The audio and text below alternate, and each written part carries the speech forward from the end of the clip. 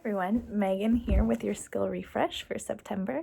Want to talk about achievement as the fifth of 7 facets of well-being. In Martin Seligman's PERMA well-being model, he outlines positive emotion, engagement, relationships, meaning, and accomplishment as the 5 facets of well-being. And earlier on in his research, he just was studying positive psychology and thought that happiness was the most important indicator of a pleasant life, that was most important in moving people toward flourishing, that they were happy more.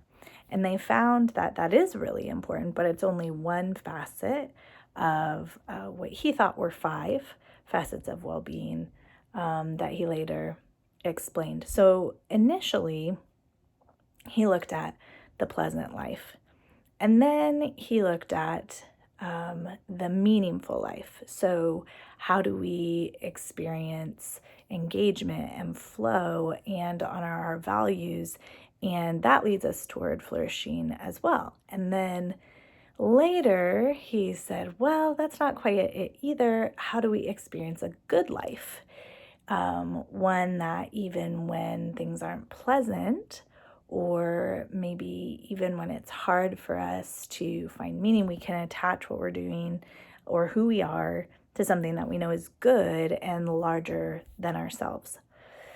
And then several of his students and colleagues challenged that first theory and said, what about when we do things because we just want to do them? What about when we perform and achieve because we want to win, not because we're being coerced, not because somebody else has put these performance measures on us, but what about when the satisfaction that comes and the well-being that comes and the closer that we get to fulfillment and flourishing that comes with achievement?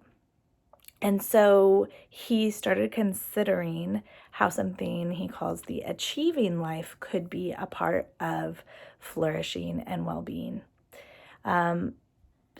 which is just really, really fun. So we now, a lot of times within positive psychology, coaching, accomplishment and achievement are used interchangeably as a facet of well-being. After this whole theory was published and produced, just like any theory, any good theory, it received some criticism that it didn't include the human body and it didn't include spirituality or mindfulness, which traditionally and based on a lot of research also contribute to well-being. So that's why we include mindfulness and embodiment as facets of well-being at Lark Song too. But if we want to zero in on achievement, we can start by, I'm going to pull us back. And in the 1970s, there was a psychologist named Albert Bandura who practiced and lived shortly after a popular psychologist that many of you might have heard of named B.F. Skinner. B.F. Skinner was popular because he tried to figure out why we do what we do.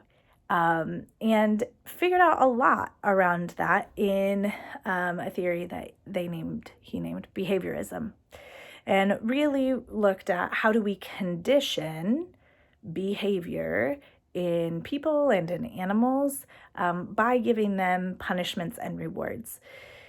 And Bandura came along and he said, maybe that's not the only way that we learn. Maybe there's a lot of other ways that we learn. And maybe rewards and punishments can be a lot of different things too. So he came up with the social learning theory, which kind of said that, which made modeling a popular concept. So the fact that we could learn from someone else's experience and not just our own experience. And he popularized the term self-efficacy, that as we learn and grow, we increase our capacity for learning and growth and our ability to perform. We also increase our confidence or our belief in ourselves as we do that. So achievement, practicing achievement as a well-being facet, increases our sense of self-efficacy.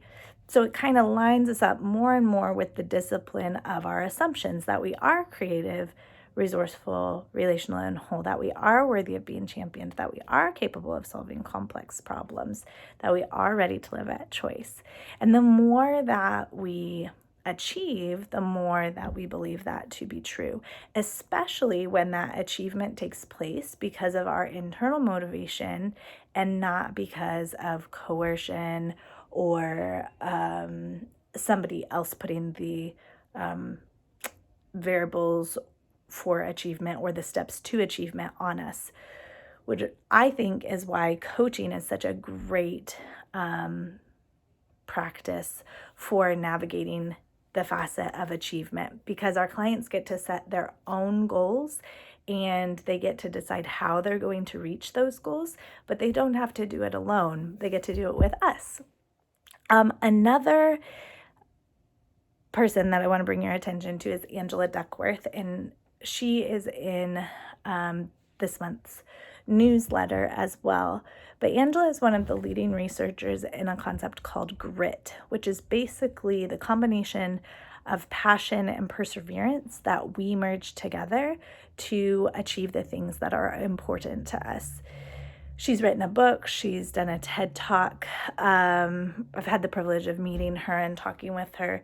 And I think that this concept of grit makes a lot of sense to us, and makes a lot of sense experientially to anyone that has tried to achieve something that's bigger than themselves, or a bigger goal than just a month or just a week or just a day, something that is further out and very important to them, something that they might have to sacrifice other things to gain or achieve.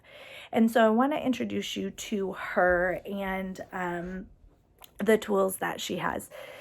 The grit scale is available on her website, but she also has a nonprofit that she runs called the Character Lab, where there are videos and what she calls playbooks for working with groups of adolescents.